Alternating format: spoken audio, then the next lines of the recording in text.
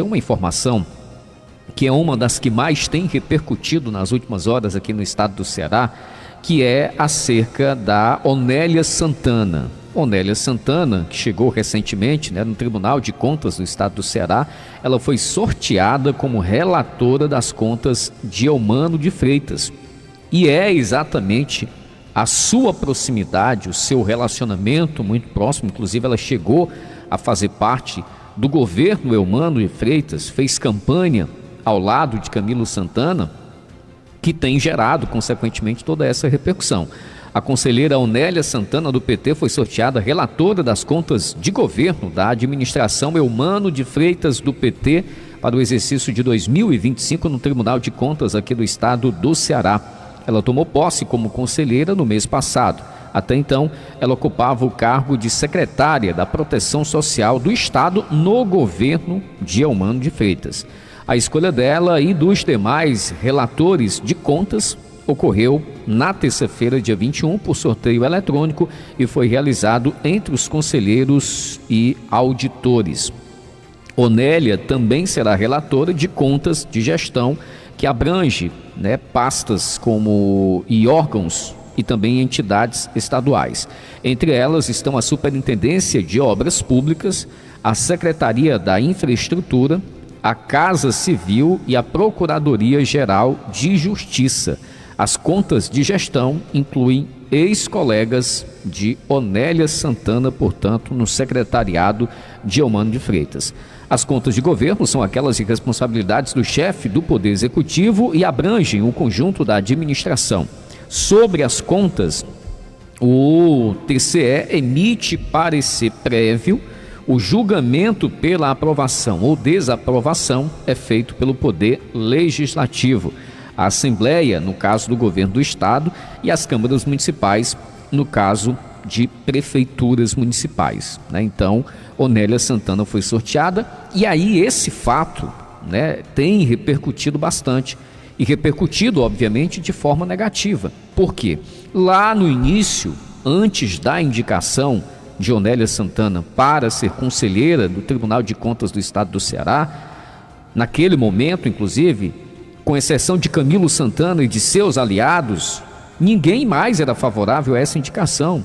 E não é tirando os méritos, não é duvidando da capacidade de Onélia Santana de ser uma excelente conselheira e seguir estritamente o que manda, o que rege a lei, no tocante à atuação como conselheira no Tribunal de Contas do Estado, não. É exatamente por essa questão política. E foi ali uma indicação, logicamente que diretamente não, mas indiretamente todo mundo sabe que tem a atuação, a influência de Camilo Santana, e por isso teve a aprovação do nome de Onélia Santana como conselheira do Tribunal de Contas do Estado do Ceará. Então veio toda essa repercussão, lá no início a repercussão negativa, antes da indicação e consequentemente a aprovação do nome dela, como conselheira do Tribunal de Contas do Estado, e agora com esse sorteio. E aí eu estava vendo aqui uma atualização com relação a esse caso, inclusive uma informação publicada agora recentemente, é de que diante exatamente desse quadro, dessa situação, a Onélia Santana, já era inclusive esperado, mas ela se declarou impedida de relatar as contas de Eumano de Freitas após esse sorteio realizado, portanto, na última terça-feira. Ao ser comunicada, portanto, a conselheira se declarou impedida de assumir o caso. A decisão segue o procedimento previsto em lei para situações que possam gerar conflitos de interesse ou comprometer a imparcialidade do julgamento. O impedimento de Onélia ocorre em razão da sua ligação anterior com a atual gestão estadual.